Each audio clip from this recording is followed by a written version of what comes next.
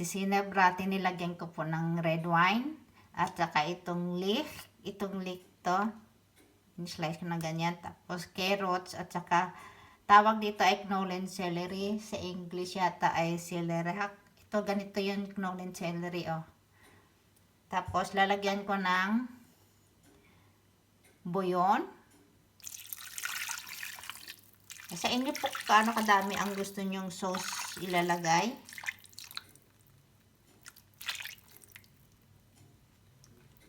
Tapos i-bake po natin ng 1.5 hour ng sauce ng ating tisinebra. Lalagyan po natin ng creme fresh. Ito yung ganito gagamitin nyo. 2 kutsara po. Ito na po yung ating tisinebra.